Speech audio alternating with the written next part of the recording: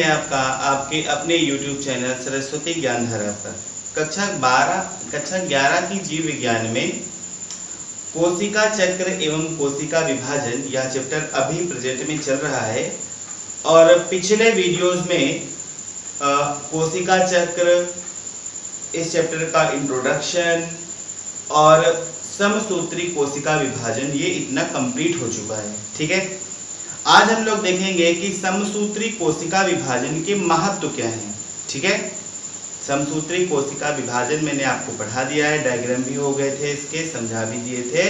आज देखेंगे, ये छूट गया था टॉपिक, कि समसूत्री कोशिका विभाजन के महत्व क्या हैं। ठीक है, तो इन महत्वों को सारे महत्वों को पॉइंट वाइज समझ लेते हैं। पहला तो यही क्या कि समसूत्री कोशिका विभाजन द्वारा समसूत्री कोशिका विभाजन द्वारा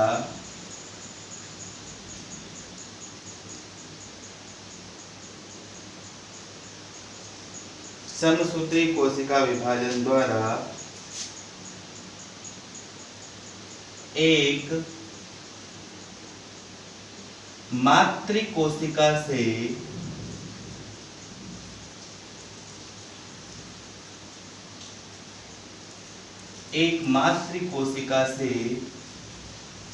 दो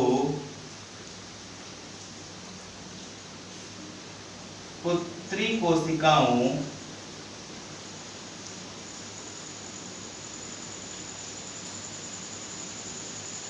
का निर्माण होता है।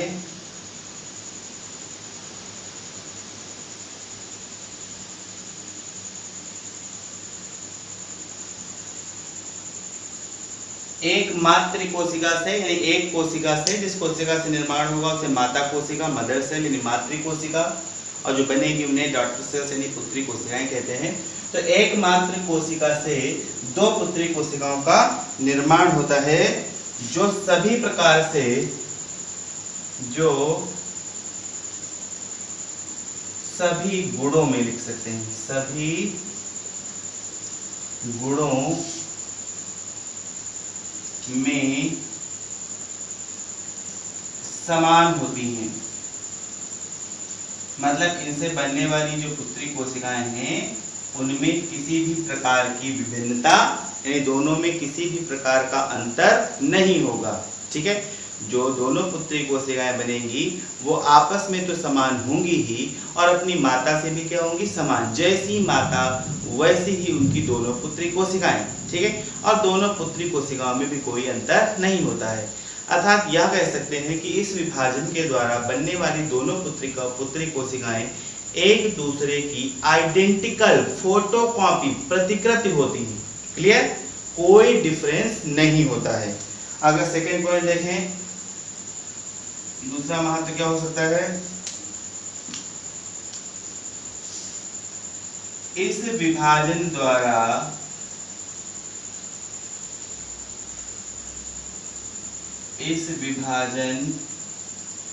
द्वारा बनी पुत्री कोशिकाओं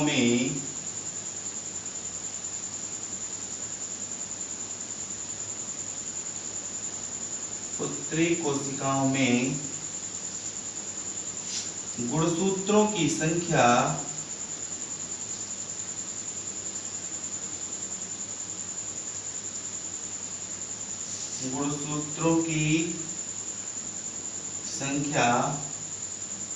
मातृ कोशिका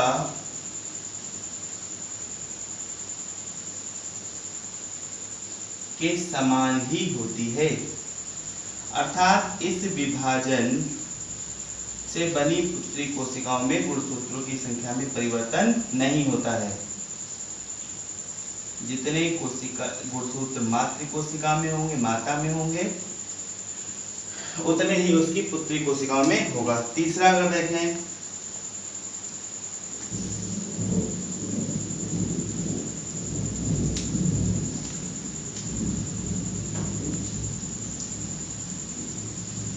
इस प्रकार के विभाजन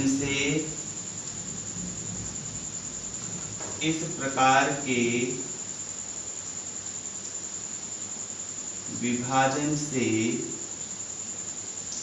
जीवों में वृद्धि यानी ग्रोथ होती है। जब कोई जीव छोटा होता है, कोशिकाओं की संख्या उनमें कम होती है। जैसे जैसे कोशिकाएं विभाजित होती जाती हैं, कोशिकाओं की संख्या बढ़ती है, और कोशिकाओं की संख्या बढ़ती है तो उस जीव की क्या होती है, वृद्धि होती है। क्लियर?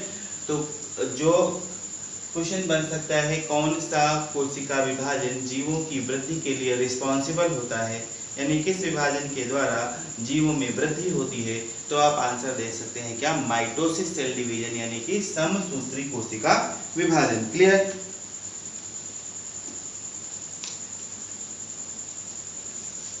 इस प्रकार के विभाजन से जीवों में वृद्धि होती है। एक पॉइंट और लिख लेंगे, तथा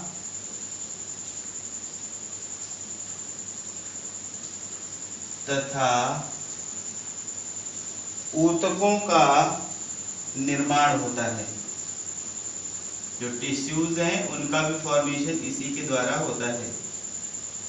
ऊतकों का निर्माण होता है। अगला देखें पॉइंट, अगर देखें फोर्थ पॉइंट, चौथा महत्व क्या है, समसूत्री कोशिका विभाजन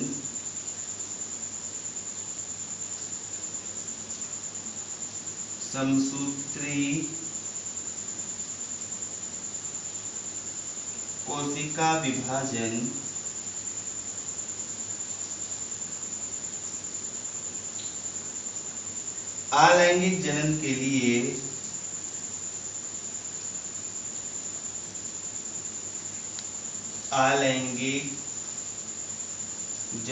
लिए जनन दो प्रकार का होता है, लैंगिक जनन और अलैंगिक जनन। ये आप जब कक्षा 12 में आएंगे तब आपको अच्छे से समझ में आएगा कि अलैंगिक जनन क्या होता है और लैंगिक जनन क्या होता है। तो समसूत्री कोशिका विभाजन अलैंगिक जनन के लिए आधार प्रदान करता है, यानी जो अलैंगिक जनन है उसके लिए आपका समसूत्री कोशिका विभाजन जरूरी होता है। क्या कह सकते हैं कि अलैंगिक जनन में समसूत्री कोशिका विभाजन सहायक होता है। क्लियर? पांचवा,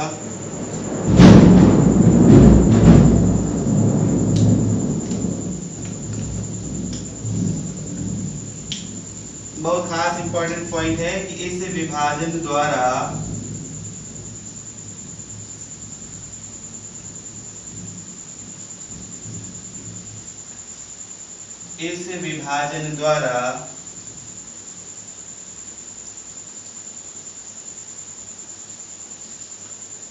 कोशिकाओं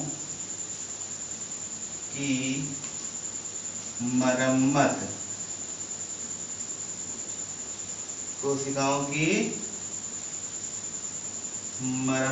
होती है। मरम्मत होने का मतलब क्या है कि अगर शरीर में कोई कोशिका क्षतिग्रस्त हो जाती है तो जो उसकी टूट फूट जो हो गई है उसकी जो मरम्मत होगी उसको सही किया जाएगा। वो किसके द्वारा होगा? समसूत्री कोशिका विभाजन के द्वारा ही होगा। तो इतना आपको क्लियर हो गया कि ये समसूत्री कोशिका विभाजन के महत्व हैं। ठीक है, एक हेडिंग इसकी और आएगी, समसूत्री विष। इसको भी आप लोग जरा देख लें।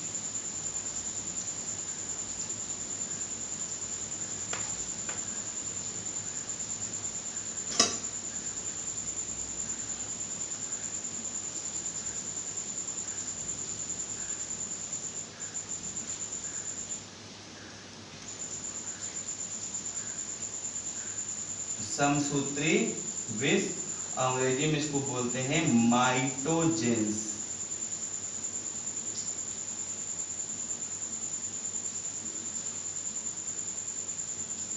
माइटोजेंस।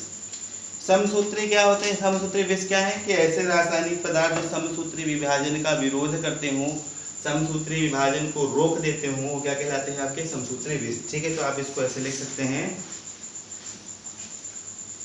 कि वे रासायनिक पदार्थ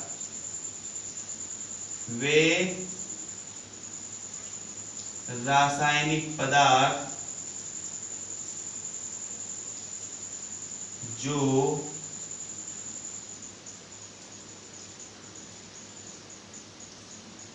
समसूत्री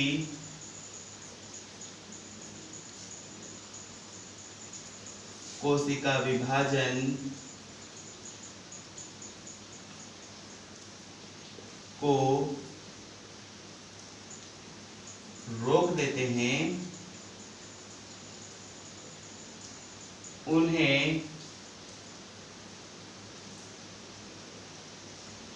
समसूत्री विष कहते हैं।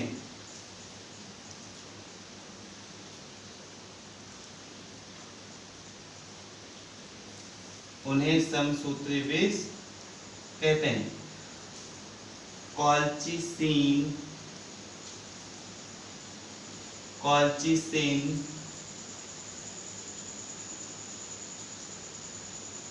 कॉमा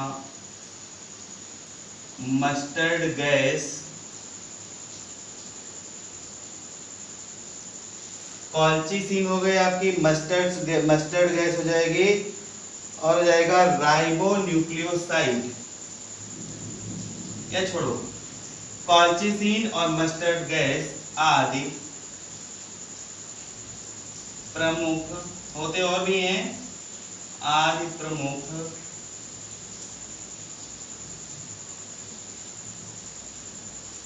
समसूत्री विष हैं।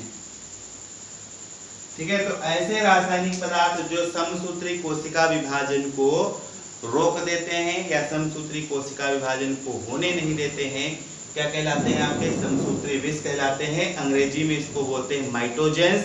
इसके दो एग्जांपल आप लोग याद रखिएगा, एक तो होता है कॉल्चिसिन और दूसरे क्या है मस्टर्ड गैस। अगर कॉल्चिसिन या मस्टर्ड गैस का प्रयोग किया जाए तो कोशिका विभाजन, समसूत्री कोशिका विभाजन नहीं होगा। मान लो किसी पौधे के ऊपर अगर कॉल्चिसिन या मस्टर्ड गैस डाला जाए तो उस पौधे में समसूत्री कोशिका विभाजन नहीं हो पाएगा, जिससे उसकी वृद्धि नहीं होगी। क्योंकि आपने भी देखा है क्या कि समसूत्री कोशिका विभाजन जीवों में वृद्धि की जीवों में समसूत्री या इस प्रकार के विभाजन से जीवों में वृद्धि होती है। समसूत्री कोशिका विभाजन वृद्धि के लिए आवश्यक होता है, यानी वृद्धि कराता है। और अगर जो कॉल्चिसिन या मस्टर्ड गैस किसी पौधे पे डाल देंगे तो समसूत्री विभाजन हो नहीं पाएगा, जिससे उस पौधे की वृद्धि नहीं होगी। ठीक है, तो इतना आज आपके लिए है कि कोशिका विभाजन के महत्व, समसूत्री विष। अगले वीडियो में हम आपको अर्धसूत्री कोशिका विभाजन के बारे में पढ़ाएंगे। ठीक है, तो इस वीडियो को अंत तक देखिएगा, वीडियो को लाइक कर दीजिएगा, अपने दोस्तों में इसको शेयर कर दीजिएगा। और हाँ, अगर चैनल को अब तक सब्सक्राइब नहीं किया है तो इस चैनल को सब्सक्राइब कर लीजिएगा। ठीक है, तो बने रहिए और देखते रहिए सरस्वती ज्ञानधारा।